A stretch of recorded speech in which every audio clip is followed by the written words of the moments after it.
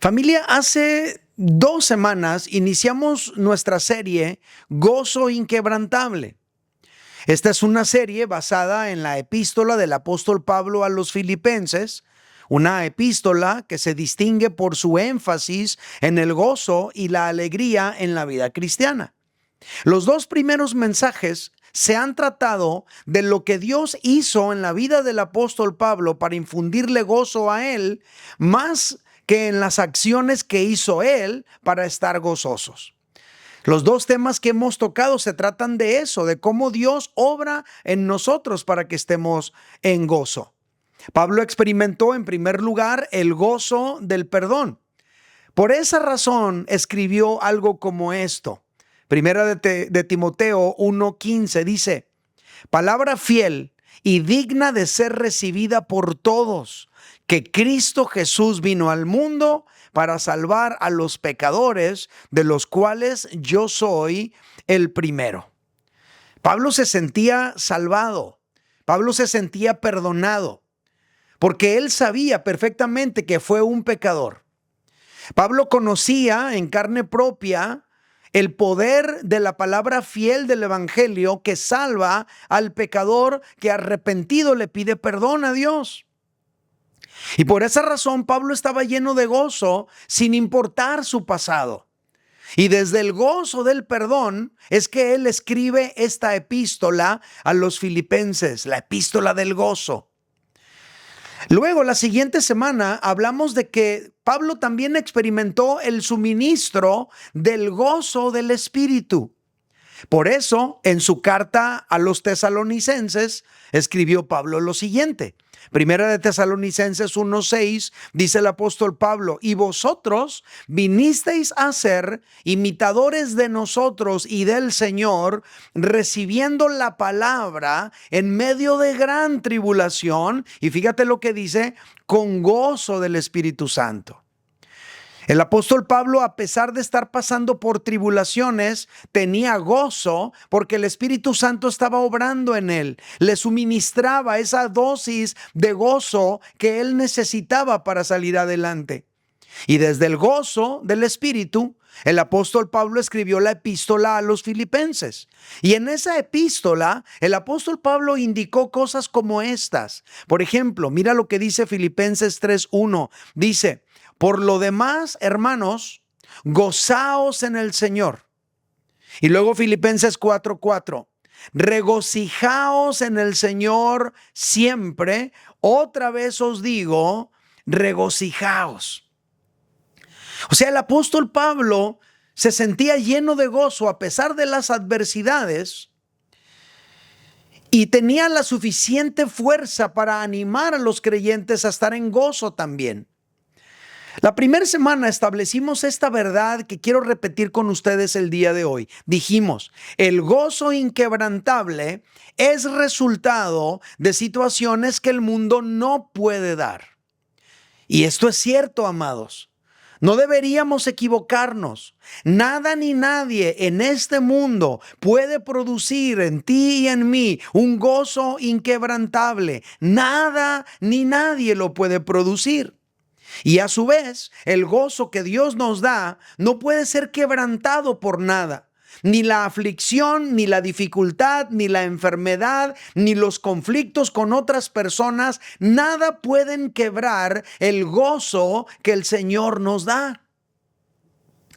El día de hoy, para continuar con nuestra serie, aprenderemos un ejercicio que nos va a ayudar a estar gozosos aún en medio de la aflicción. Me refiero a la gratitud. Mi mensaje el día de hoy se titula El gozo de la gratitud.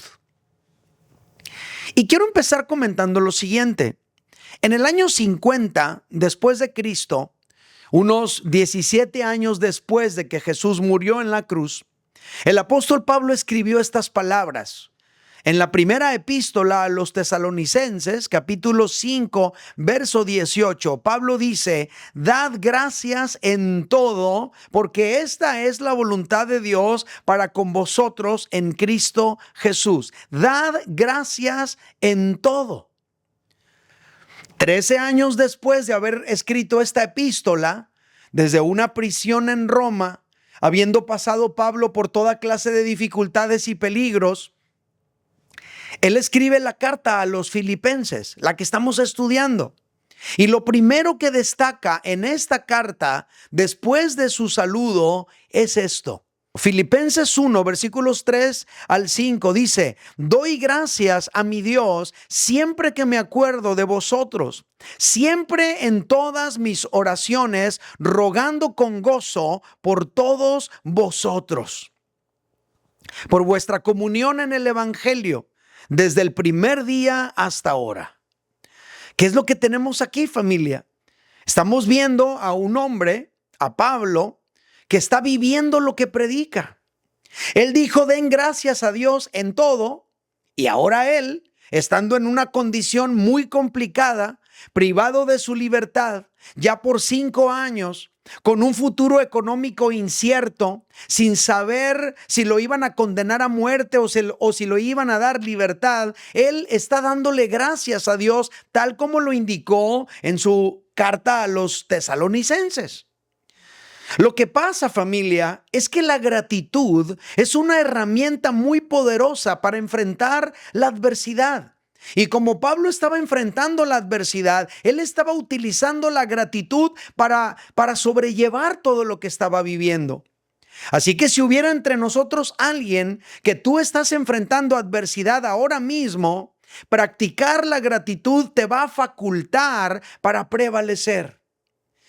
Hay varias lecciones acerca de la gratitud en estas palabras del apóstol Pablo. Número 1, el apóstol Pablo nos enseña con su vida que la gratitud no tiene que ver con circunstancias favorables, sino con la determinación de nuestro corazón.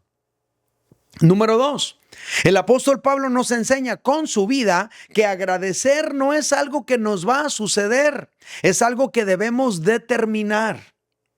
Número 3, el apóstol Pablo nos enseña con su vida que podríamos tener demasiadas razones para quejarnos, pero debemos aprender a descubrir las mejores razones para agradecer. Número 4, el apóstol Pablo nos enseña con su vida que la gratitud y la devoción a Dios tienen todo que ver con experimentar un gozo inquebrantable cuando todo está en tu contra. Así que, familia, ¿quieres experimentar un gozo inquebrantable? Empieza a ejercitarte en la gratitud. De eso se trata el tema de hoy.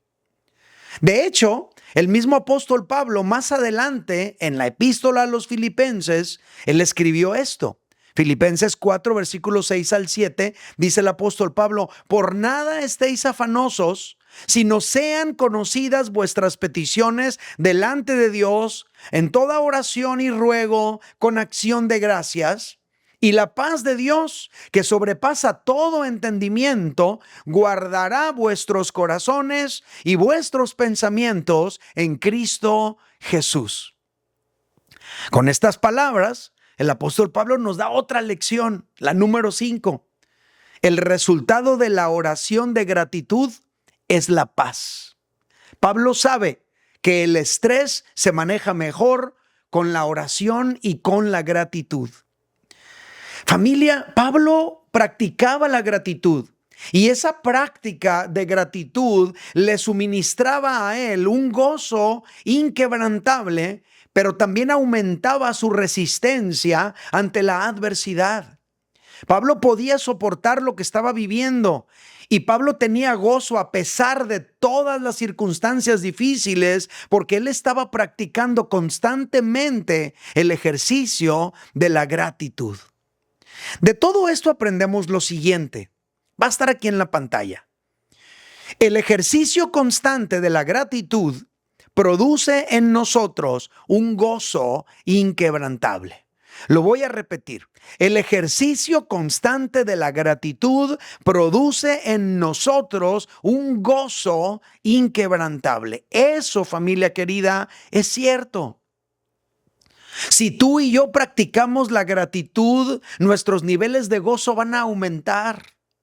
Si tú y yo constantemente estamos agradeciendo, vamos a tener más posibilidades de superar cualquier adversidad en nuestras vidas. Ahora, Ante esta declaración surge una pregunta que es muy lógica.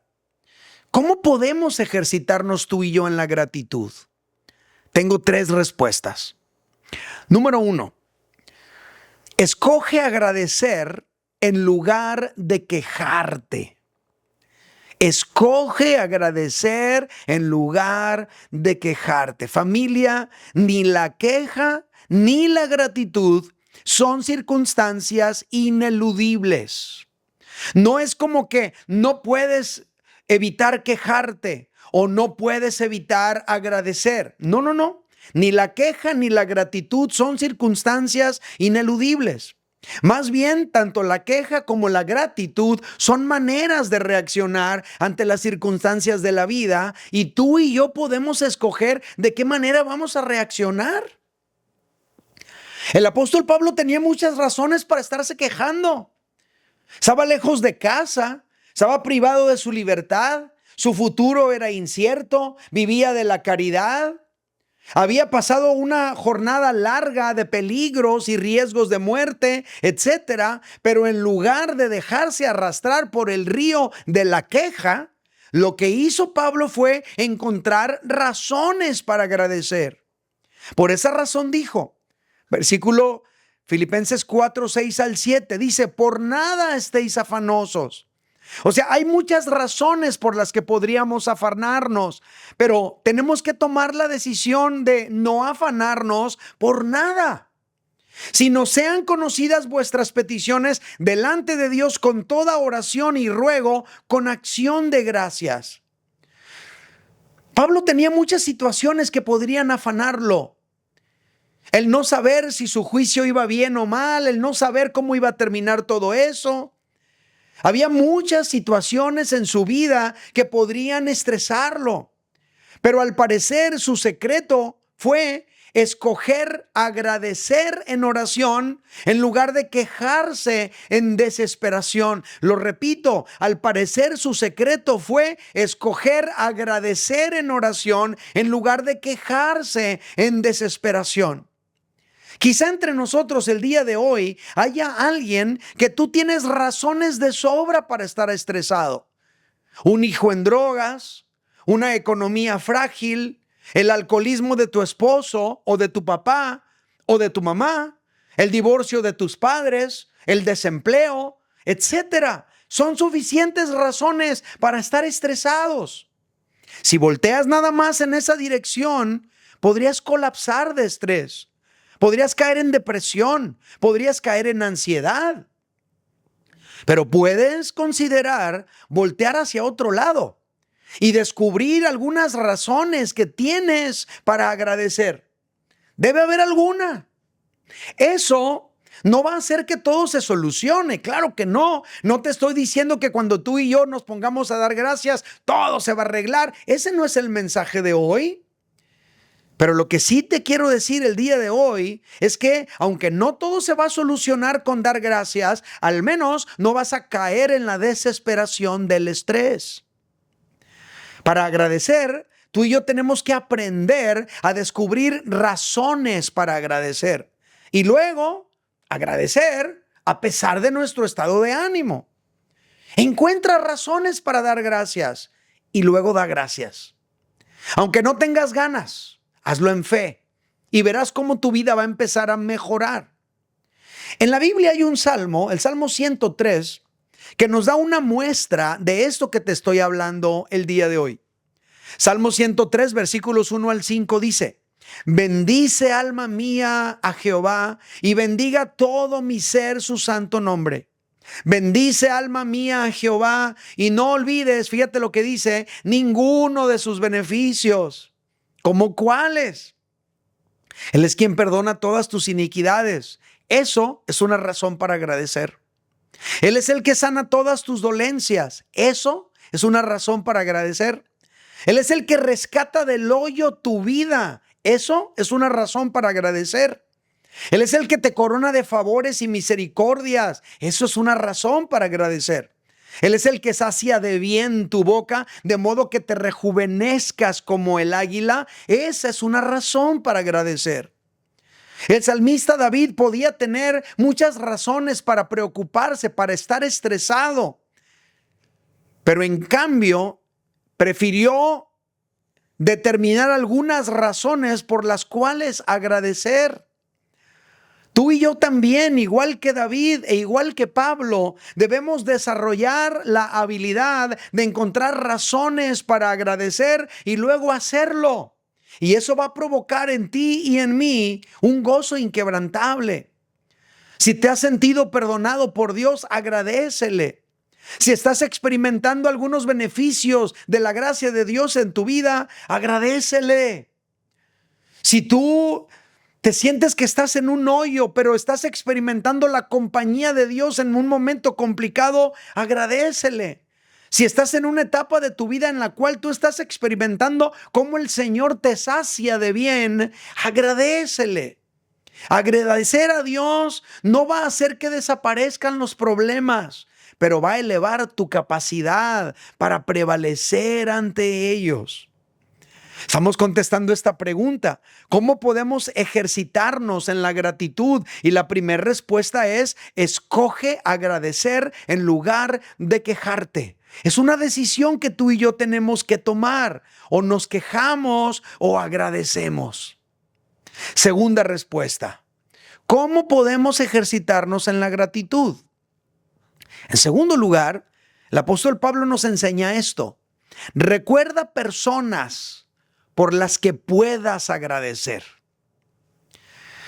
A mí me resulta muy interesante cómo las personas que podrían conflictuarnos son las primeras personas en las que pensamos, y a veces son las personas en las que pasamos más tiempo pensando. Y ahí estamos pensando: cuando me la encuentre ya sé lo que le voy a decir. Cuando me diga esto ya sé lo que le voy a contestar. Cuando lo vea ya sé lo que voy a hacer. Y estamos pensando y pasando mucho tiempo pensando en aquella persona que nos genera conflictos. Pero familia, en nuestra vida no nomás están ese tipo de personas. También hay otras personas que son una bendición para ti. Y que recordarlas te puede llevar a agradecer profundamente a Dios. Eso es lo que Pablo hacía. Pablo tenía razones para quejarse de mucha gente, pero escogía agradecer por otra gente. Fíjate lo que dice Filipenses 1, versículos 3 al 5. Dice: doy gracias a mi Dios siempre que me acuerdo de vosotros. Siempre en todas mis oraciones rogando con gozo por todos vosotros, por vuestra comunión en el Evangelio desde el primer día hasta ahora. Pablo dice: doy gracias a mi Dios siempre que me acuerdo de ustedes. Y luego Filipenses capítulo 2, versículos 19 al 22. Espero en el Señor Jesús enviaros pronto a Timoteo, para que yo también esté de buen ánimo al saber de vuestro estado, pues a ninguno tengo del mismo ánimo, y que tan sinceramente se interese por vosotros, porque todos buscan lo suyo propio, no lo que es de Cristo Jesús, pero ya conocéis los méritos de él, de Timoteo, que como hijo a padre ha servido conmigo en el Evangelio. Familia, ¿de qué está hablando Pablo? Pablo está hablando de personas por las cuales agradecer. El apóstol Pablo, en medio de la soledad de sus prisiones, en lugar de recordar al corrupto del gobernador Félix, que pudiendo liberarlo, lo mantuvo preso 2 años esperando que Pablo le diera mordida. O en lugar de Pablo estar recordando al gobernador Festo, que por congraciarse con los judíos lo dejó preso otro tiempo más, etcétera. Podríamos mencionar más ejemplos. El apóstol Pablo mejor recordaba gente que amaba, gente de la iglesia de Filipos, a Timoteo, su colaborador, etcétera. Y eso le hacía agradecer por ellos, y a su vez hacer esto le suministraba a él dosis frecuentes de gozo inquebrantable. Cuando tú y yo recordamos personas que nos bendicen y damos gracias a Dios por ellas, eso nos produce gozo inquebrantable. Familia, yo he comprobado que esto funciona. Cuando tú y yo recordamos gente que uno ama, cuando uno recuerda bellas historias con ellos, cuando uno recuerda momentos gratos a su lado, cuando uno recuerda su progreso en el Señor, cuando uno recuerda anécdotas vividas junto a ellos, eso nos llena de gozo y nos hace agradecer. Más de una vez, esta práctica me ha hecho llorar de gratitud. Más de una vez me ha sacado una sonrisa en el silencio. Más de una vez me ha hecho reír a carcajadas, aunque esté yo solo recordando cosas que he vivido con gente que amo. Y obvio, me provoca gratitud. Y al agradecer por ellos, yo siento gozo. En esta etapa de nuestras vidas, ahora que nuestro hijo se ha ido para vivir en otra ciudad y continuar con sus estudios, y que en la casa solamente estamos Lau, las perras y yo, recordar a mi hijo con frecuencia, sus locuras, sus ocurrencias, sus anécdotas y momentos que se quedaron grabados en mi corazón, me emociona, me llena de gozo, me hace agradecer. Y cuando agradezco a Dios por la vida de mi hijo, yo siento gozo. Lo hacía Pablo, lo hago yo. Tú podrías hacer lo mismo. Te pregunto, ¿hay alguien en tu vida que con el simple hecho de recordarlo te motiva a agradecer? Pues recuerda a esa persona más seguido y agradece a Dios por él, por ella o por ellos. ¿Tienes padres aún? ¿Todavía tienes papá, mamá? Da gracias por ellos. Y si ya no los tienes, recuerda los buenos momentos que pudiste vivir junto a ellos y agradécelo. ¿Tienes amigos entrañables? Da gracias a Dios por ellos. ¿Tienes hijos? Da gracias a Dios por ellos, etcétera. El apóstol Pablo nos enseña en esta epístola que agradecer por la gente que uno ama nos da un suministro de gozo inquebrantable. Esta era una técnica que Pablo aplicaba para mantener el gozo a pesar de vivir circunstancias tan difíciles en su vida. No te desanimes. Recuerda gente que tú amas. Acuérdate de buenas historias, de buenos momentos con ellos. Y luego agradécele a Dios. Y vas a ver cómo vas a recibir un suministro de gozo inquebrantable. Número 3. ¿Cómo podemos ejercitarnos tú y yo en la gratitud? Ya dijimos, número 1, necesitamos escoger agradecer en lugar de quejarnos. Número 2, tenemos que recordar gente que amamos y agradecer por ellos. Y número 3 y último, da gracias por la obra de Dios en ti. Familia, el verdadero creyente se goza y agradece por lo que Dios está haciendo en su vida. Ahora, ojo, no estoy hablando nada más lo que Dios te da. Estoy hablando de lo que Dios está haciendo en tu vida. Por esa razón el apóstol Pablo le recomendó a los filipenses lo siguiente, Filipenses 3:1. Por lo demás, hermanos, gozaos, fíjate en qué, en el Señor. No dice gozaos en tus bienes, en tus propiedades. Todo eso lo puedes perder en un instante. Gózate en el Señor. A Él nunca lo vas a perder. Para ti y para mí, que estamos conociendo a Dios, su obra en nuestras vidas debe ser un motivo muy poderoso para agradecer. Su perdón, la salvación que tenemos en Cristo, la justificación por la fe y todo lo que implica la obra de Cristo en nuestras vidas debe ser un motivo constante para agradecer a Dios. Esto es lo que Pablo hacía. Pablo constantemente recordaba la obra de Dios en su vida. Mira lo que dice Filipenses 3, versículos 9 al 14. Pablo dice, y ser hallado en Él. Pablo quiere ser hallado en Dios. Y ser hallado en Él, dice Pablo, no teniendo mi propia justicia, que es por la ley, sino la que es por la fe de Cristo, la justicia que es de Dios por la fe. ¿De qué está hablando Pablo aquí? Pablo está hablando de cómo los judíos trataban de arreglar su relación con Dios por medio de cumplir con toda la ley. El apóstol Pablo dice, yo ya descubrí que eso no funciona.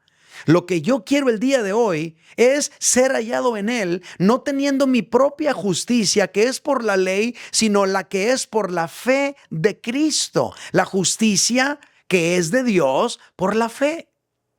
Luego dice el verso 10, a fin de conocerle y el poder de su resurrección y la participación de sus padecimientos, llegando a ser semejante a Él en su muerte. Y si en alguna manera llegase a la resurrección de entre los muertos, no que lo haya alcanzado ya, ni que ya sea perfecto, sino que prosigo para ver si logro asir, alcanzar, tomar aquello para lo cual fui también asido por Cristo Jesús. Y luego dice, versículo 13, hermanos, yo mismo no pretendo haberlo alcanzado ya, pero una cosa hago, olvidando ciertamente lo que queda atrás y extendiéndome a lo que está adelante, prosigo a la meta, al premio del supremo llamamiento de Dios en Cristo Jesús. Pablo entendió que jamás iba a poder justificarse delante de Dios cumpliendo con todas las reglas de su religión. Por más que Pablo se aplicó a tratar de hacerlo, él seguía sintiéndose pecador. Precisamente por eso Pablo prefería la justicia que es de Dios por la fe. ¿Qué es eso? Esa es la obra de Dios en la vida de un creyente. Pablo anhelaba conocer más a Cristo. Pablo anhelaba alcanzar el propósito por el cual Cristo Jesús lo alcanzó a él. Pablo estaba enfocado en eso, en vivir plenamente la obra de Cristo en su vida, y eso a él le provocaba un gozo inquebrantable. Pablo no se agüitaba por estar preso, se sentía orgulloso de que estaba preso por predicar a Cristo. Pablo no tenía tiempo para quejas. No había tiempo para reclamos, no había tiempo para acusaciones, no había tiempo para echarle la culpa a nadie. Pablo prefería invertir su tiempo en gozarse en el Señor y en agradecer la obra de Dios en su vida, y eso le estaba produciendo a él un gozo inquebrantable. Un gozo inquebrantable. Pablo escogía agradecer en lugar de quejarse. Pablo recordaba con frecuencia gente que él amaba y eso le hacía agradecer. Y Pablo constantemente agradecía la obra de Dios en su vida y eso le permitía estar gozoso en medio de la aflicción. Tú y yo, de la misma manera, cuando recordemos lo que Cristo hizo por nosotros en la cruz, agradezcámosle. No te quedes nada más con el pensamiento, agradécele en voz audible.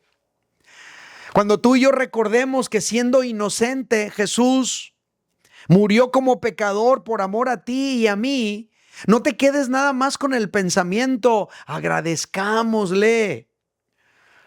Cuando recordemos que Cristo, en lugar de condenarnos eternamente, prefirió darnos eterna salvación, agradezcámosle con todo el corazón. Cuando estemos pasando por el valle de sombra y de muerte y recordemos que no estamos solos allí, sino que el Señor mismo está con nosotros fortaleciéndonos, agradezcámosle.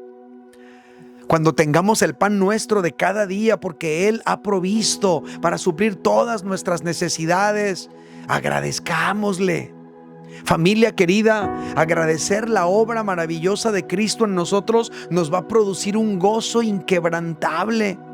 ¿Qué te parece si levantamos las dos manos hasta arriba, lo más alto que puedas ahora mismo, y simplemente con tus dos manos levantadas le dices en voz audible al Señor? Dile: gracias, Señor, por lo que has hecho en mi vida. Gracias, Señor, por tomarme en tus brazos. Gracias por la salvación que me has regalado. Gracias por tu perdón, Señor. Yo he sido un pecador, yo he hecho lo malo delante de ti y tú decidiste perdonarme. Señor, gracias por tu bondad. Gracias por tu compañía en medio de la dificultad. Gracias por nunca dejarme. Siga agradeciéndole a Dios y mantenga sus manos levantadas, y déjeme hacer una oración por usted. Señor Jesucristo, te pido por cada uno de mis hermanos aquí congregados, produce en ellos un espíritu de gozo, para que escojan agradecer en lugar de quejarse por las dificultades de sus vidas. Señor, recuérdales cuánta gente buena hay en sus vidas para que te agradezcan por ellos. Y Señor, recuérdales cuál es tu maravillosa obra en sus vidas para que te agradezcan todos los días tu maravillosa bondad. Produce en cada uno de mis hermanos un gozo inquebrantable, te lo ruego en el nombre de Jesús. Amén.